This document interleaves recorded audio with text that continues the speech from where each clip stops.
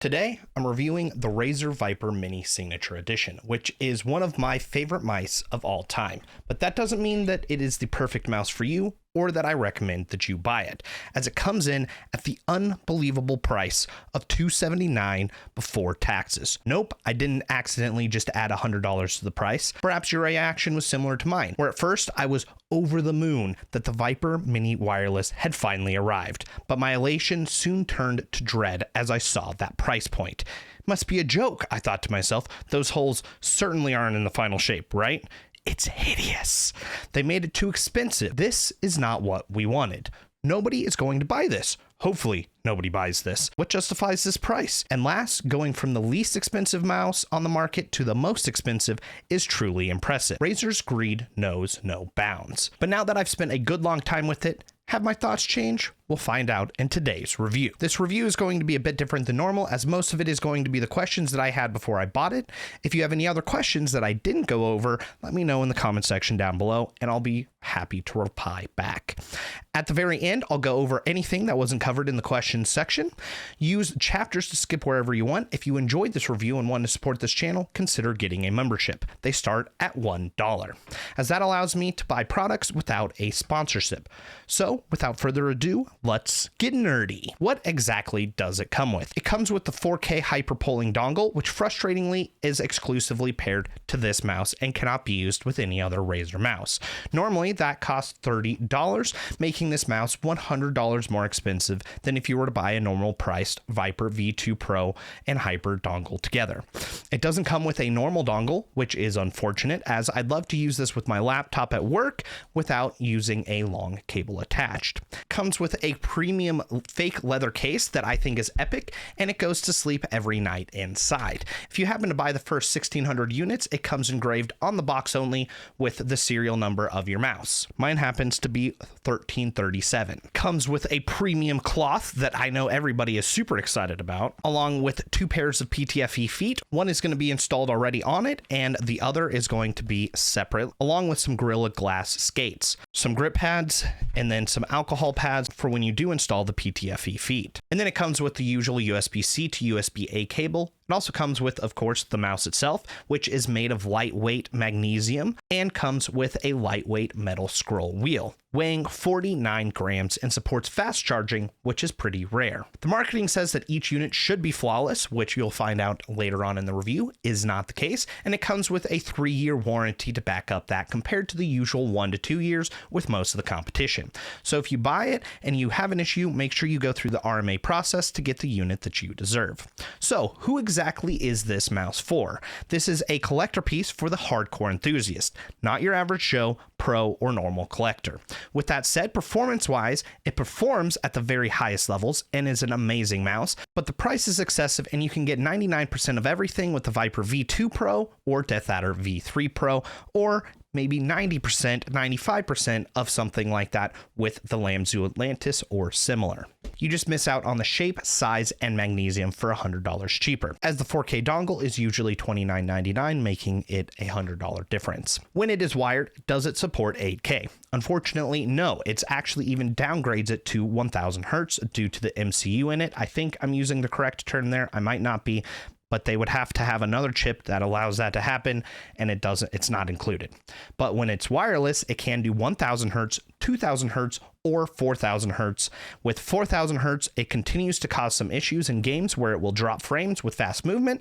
I found this is an issue with programs over an issue with the game or limitation of the CPU. For example, if I'm playing Escape from Tarkov and have Discord open, it will drop frames at 4000 Hertz. But if I close Discord, then I don't get those dropped frames anymore. Also, if I'm at 2000 Hertz, then I have no issues on anything at all. From my research, issues tend to vary wildly, where someone may have issues in Apex Legends, but then someone else won't, making me double down on this is a software conflict over issues with 4000 Hertz. So is there a difference between 1000 Hertz and 4000 Hertz? The answer is Yes, but we are deep into diminishing returns. I explain it mostly as we're going from 144 Hz to 240 Hz, which is mostly noticed when you go back from 4000 Hz to 1000 Hz. An easy way to spot the difference is seeing your cursor shake, as you will notice any abnormality with your aim as you have less things smoothing it out or just not registering, which for some people will actually be a net negative as it accentuates those bad habits that you have. But it can also be a good tool if you are trying to improve on your aim, because that allows you to figure out, oh, hey, my grip style is a little uneven here, so how can I solidify that so my cursor isn't shaking and is perfectly accurate? Also, if you aren't using your mouse quickly at a higher DPI, then you aren't actually going to be saturating the mouse with enough information, and that will keep your polling closer to 1000 Hz, making the benefits nearly non-existent. But technically, whether you feel it or not, it is more accurate, just not night or day. So, does motion sync disable at 4000 Hz? Most people will say yes, which is actually incorrect. It is still on at 4000 Hz, and the differences in graphs is due to 4000 Hz sending more information and causing not as tight of a graph as at 1000 Hz, because there is some, we're still dealing with wireless and everything like that, so you still have a little bit of abnormalities. Without motion sync, the graph would be a lot worse and show a lot more abnormalities. This was also confirmed by a Razer rep and independent testing graphs that I've seen on Reddit. So are there any QC issues? Boardsy and Bad Seed Tech had some issues with the side buttons. My unit itself is pretty much flawless. I have no issues whatsoever. I guess I have just ever so slight wobble on my side buttons if I really go out of my way to notice it. On Reddit, I saw a very small number of issues. Some of those issues were a separation of this bottom plate right here from the top shell, which could be from either the screw not going in fully or some warping of either the top shell or the bottom shell. Two people had cracks in their magnesium right in the middle, which I think is wild. I don't even understand how that leaves the factory if they're supposed to be checking every single unit. And then I saw some issues with clicks and side buttons just in general, and I believe that was the only issues that I really saw on our mouse review on reddit.com.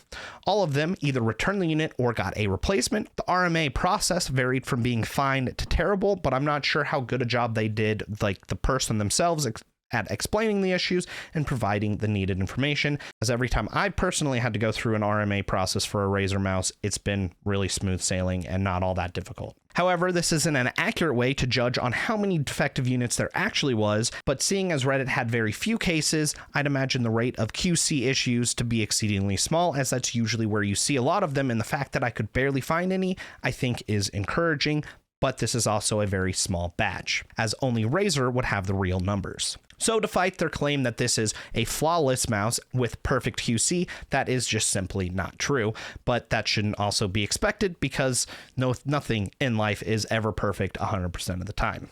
But it does have a 3-year warranty compared to the usual 2-year warranty with the rest of their mice, and with that claim of flawless means that if you do have an issue exchanging for a working unit, especially since this is not, I repeat, not a limited release mouse, means you are covered.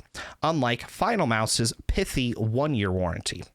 Speaking of limited release, is this mouse a limited release? No, they will continue to make this in small quantities, meaning you may have to wait for them to come back in stock. However, you should never, and I repeat ever, buy from a third party at inflated prices, as that makes you either a moron or completely impatient, as it will be coming back in stock and will be able to be purchased directly from Razer, and that includes you having a warranty, and if you're spending that much money, you should make sure that you are covered on all bases. It just may take a little while. Well, there'll be other models for this mouse. According to what I'm seeing on Reddit and from reps, there are going to be 3 different models, with this being one of them, and the other 2 are planned to release sometime this summer 2023. They were supposed to come out already, but due to supply chain issues and other things, it caused some delays. My guess is that it's going to come with an approximately $150 plastic cell version, which is going to be very similar to like the Razer Death Adder V3 Pro or Viper V2 Pro, just for the Viper Mini, or there might be a budget version that's going to be with reduced specs for about $80, like you would expect from like a Lamzu Atlantis. It could even be a wired AK variant like we recently got for the Razer Death Adder V3. But again, that's just me wildly guessing. I have no confirmation of any of that. Do I feel the holes? That depends entirely on your grip style. If you have a claw grip, then no, as your palm tends to kind of hover over those holes. However, if you have more of a fingertip / palm grip where you dominate the mouse, then yes, you do slightly on the kind of middle of the right where the hump is where you would notice that, but it's pretty, you notice it. Yes, you definitely notice that. However, I think that helps with grip as your hand kind of just sinks in there, which prevents the mouse from moving. So it gives you better grip, if anything. And then on the sides and the primary clicks are actually solid, so you don't have any holes there, which I think a lot of people will, which I think is a net positive for most people. Also, it's fun to stick your finger in the huge hole in the back and taunt your enemies with it. Razer said that they would never do a perforated design, yet this guy has a bunch of holes. What's up with that? They said that they would never do that with plastic, as the weight reduction is minimal and dramatically reduces structural integrity, so the trade is not worth it. That is not the case with the magnesium. That is a lot more structurally sound, so they put holes in it. But to put it simply, if holes have bothered you before, they probably will here as well. So does this mouse that costs more than any other mouse make you a better gamer? Depends. If you're using a crap mouse with bad specs that is super heavy, then yes, it will make you a better gamer, as the shape, size, weight, internals, etc. are all premium, making it so you will see small improvements in performance if you haven't been there before. However, if you already have an $80 to $150 mouse, like the G Pro Wireless, G Pro X, Viper Ultimate, Viper V2 Pro, Death Adder V2, or V3 Pro, the Lamzu Atlantis, etc., it will be negligible or non-existent, depending on your skill level, as it gets into diminishing returns pretty quickly. What about the coating? I think this is one of the best coatings that I've had from Razer, which I think that's something that they could improve on just across the board, as it tends to be not super great. As it is grippy but smooth, I like it a lot, but it's not quite as good as the G Pro X. That is more of a matte rubber feel. It is magnesium, so that's going to be very smooth, and then it is painted with a combo of the usual Razer coating, which is kind of a PBT keycap feel, and then Logitech's rubber feel of their coating. So it's kind of a hybrid of both of those, where you get kind of the best of both worlds, and I really enjoy it. But I think for some people it might still be kind of slick. Is the cost worth it? That entirely depends on you. For me personally, the answer is yes, as getting a magnesium alloy mouse from a huge company with a 3-year warranty, optical switches, the best internals of any mouse on the market, being lightweight with incredibly satisfying clicks, scroll wheel, side buttons, DPI switcher, 4K polling, and an epic box on a mouse that is incredibly attractive to me, rare to see, and a shape that I really enjoy is definitely worth it to me, as other mice just aren't interesting to me anymore. This is everything that I always wanted the Starlight 12 to be. So what do the buttons feel like? To me, these are the best versions of the Gen 3 optical switches from Razer that I've tried, as they are very snappy, tactile, and crisp. However, they are incredibly loud. The Blue Hanau switches are pretty loud too, but like Razer's or Logitech's, and then like the Starlights are super quiet, and then another Razer just tends to be quite loud across the board. Pre and post travel tends to vary from unit to unit, which is incredibly common for all mice on the market, where mine is mild pre-travel with moderate post-travel, which tends to be my average for all the premium mice that I have. There can be some slight grinding if you slightly press your finger and rub it kind of on the top like this with some pressure, which tends to be just common for this shell design, as I had the same issue with the Viper Mini. That was plastic, so that's why I think it's a downfall of the shape over an issue with plastic / magnesium. The side buttons are excellent as well. They're very similar to the Viper V2 Pro and the Viper V3 Pro. However, you can tell that there's maybe a little less structural integrity on the side there, so they're not quite as premium. They have mild pre and post travel. However, if you press too much on the front or the back of the switch, you do feel some slight wobble, which I don't notice in normal use personally, as I tend to, those buttons are so small that my hand just tends to dominate them just anyways right from the middle, so I don't really notice it. There is mild side to side play with the primary clicks, which is also tends to be extremely normal because you have to keep in mind that they have a screw right here that holds them in place. Actually, it's a little further back, but you get what I mean. It's an anchor point right there, which means there's always going to be some side play because that can't keep it perfectly still. And that is really dependent on if you're going to feel that. I don't think anybody's really going to feel that in no matter your grip style, but that's really dependent on your grip style. Of if you have some weird grip style where you're pushing your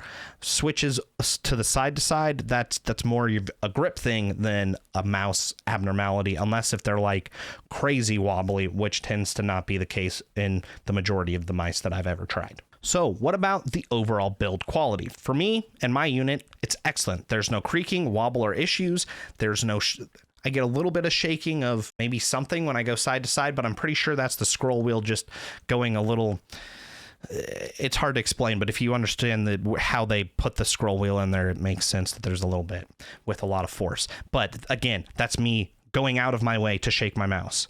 And it, even then, is still very quiet. It is incredibly well balanced. It is simply the best feeling mouse that I've ever tried, as I think they nailed the coating, shape, size, but I do wish that it was slightly lower weight, maybe 5 to 10 grams, as I think 48 grams seems kind of heavy for this. I also think it looks incredible. At first, I was not a fan of the shape, but now that I kind of look at it, it's gorgeous. I think it's a very attractive mouse and very unique looking. And the holes themselves do not interrupt my normal gameplay, and half the time I don't even realize that they're there. The scroll wheel being metal is also unique, and the clicks all around are premium. But what about that metal scroll wheel? It is the best scroll wheel that I've ever tried. It's hard to explain, as I find the middle click to be incredibly satisfying, as it's just the right pressure for me, being light but heavy enough to not accidentally click it, but not heavy enough where it is difficult to click it when I want it to be. It is unbelievably smooth when I'm going back and forth with dedicated clicks that aren't super noticeable but aren't light either. It's just, it's like smooth as butter is what comes to my mind of it. Just feels so good, and then it requires kind of like maybe moderate force to get going, and then it kind of loosens up after that to light. It's like I said, it's really hard to explain the scroll wheel, but it is by far my favorite. Of just, it feels incredible and totally unique compared to any other mouse that I've ever tried in my life. It's also insanely accurate, where I've never seen it mess a single scroll. And I've always felt my other scroll wheels are accurate, but compared to this one, the other ones just aren't quite as accurate. It also doesn't make a lot of noise, and it's similar sounding both up and going down, which I really enjoy. And it's not very loud, which for a lot of the scroll wheels that I have is not the case. My biggest complaint is that the ridges are pretty small, which can make it kind of slippery depending on like your finger type and stuff like that. So is this 60-hour battery life a problem? Battery life is rated at 60 hours at 1000 hertz. At 2000 hertz, I tend to get about 30-ish hours, and at 4000 hertz, I tend to get about 16 hours before the dongle turns red, which means that as you double the polling rate, you are losing that, you're kind of cutting your battery in half. I never zeroed out, so it could last longer than my estimates that I'm giving, which is less than other premium mice on the market, such as the Starlight 12's battery is probably the most insane that I've ever seen in my life. The G Pro X is really good.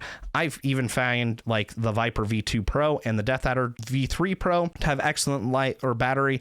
One thing that you do have to keep in mind with all of Razer's batteries are that they use optical switches over mechanical switches, which use more energy, as it's a light that is constantly on all the time, where you don't have that with mechanical switches. However, the Focus Pro sensor is extremely energy efficient, increasing to a higher polling rate also uses a ton more energy, but it does support fast charging, which most mice don't. I don't think a single mouse that I've showed thus far actually have fast charging other than the Viper V3 Pro, and I can't think of any other mouse that I own that actually has fast charging. It is quite unique, where it can go from 0 to max charge in less than an hour, where other mice usually take about 2 hours and sometimes more, depending on how big the battery is. I will be doing a comparison between this and the Final Mouse Starlight 12, but it's going to be in a separate video as this one is already incredibly long. Now for an amalgam of everything else that I haven't mentioned. I really like that they painted the inside of this mouse to really hide the internals, as I think it just makes it more premium appearing. Aesthetically, it has also greatly grown on me, and I think that it is definitely really gorgeous now. But if you check out Bearded Bob's video, even the MCU is attractive with kind of like a gold outline. It's beautiful. I haven't tried my glass skates yet, but others that I have read about have reported that they are as good, if not better, than third-party ones, and they reduce the friction a lot while lasting a lot longer. The stock PTFE feet feel like literally every other Razer stock feet. I like that they kept the side where your fingers are solid, so you don't have to feel any of the holes. To turn it on and off, you use the typical power button on the bottom, which takes about 3 seconds each way. I personally prefer a switch because I just think it's faster, but I do enjoy having a DPI combo on the bottom, which also changes the LED lights on the front to tell you which LED or which setting you're on. So that shows that it's on, and then if I press through it, it'll go through all the different colors of which DPI I'm on. And I forgot which one I usually go. I think it's blue. And then if I hold it, it'll blink, and that tells you that it's off. It does store a max of 5 with a minimum of 1 DPI adjustments, which can be adjusted in Razer Synapse. I had Razer Synapse installed on a separate machine and then put in all my settings on this guy and then did all the testing on my main gaming PC behind me, and I ran into 0 issues. So no, you don't need to have Razer Synapse to get excellent performance out of this. It's all stored locally. Latency is some of the best that I've ever seen. It has the best specs of any mouse on the market collectively and takes top spot in most areas. I find the Focus Pro sensor to feel more responsive than the Focus Plus, which I found to be more responsive than PMW 3395, which is in the Lamzu Atlantis, which is also more responsive than the Hero sensor, which is all of Logitech's mice, and then I find that sensor to be better or equal to every other sensor on the market. I like that you have a bigger adjustable range of liftoff and landing distance with the Focus Pro. In the end, this is a premium mouse just like any other premium mouse. It isn't going to dramatically change your life. It isn't going to get you to the next rank or make you a GOAT at gaming, as gear is dependent on your own skill level.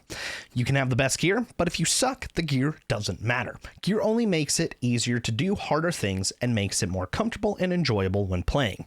With that said, this mouse is highly unique as most people won't have it, and it has a very unique look. But for the vast majority of people, I do not recommend buying it simply because the price is so high. However, if you're thinking about buying this or the Starlight 12, 100% 10 out of 10 times without even any type of thought or hesitation, the Razer Viper Mini is the better choice, especially if you're paying near the same price, as this mouse blows the Starlight 12 completely out of the water, as it is better in literally every single category except for weight, where I guess this is technically 45 grams and this is 48. If you enjoyed this video, leave a like. If you didn't like this video, leave a dislike, and of course subscribe if you want to see more like this. If you want to help support this channel, memberships are the best way. They start at $1. Otherwise, I will see you and your beautiful face on the next one. God bless and peace out. Also, Smokey says hello and goodbye.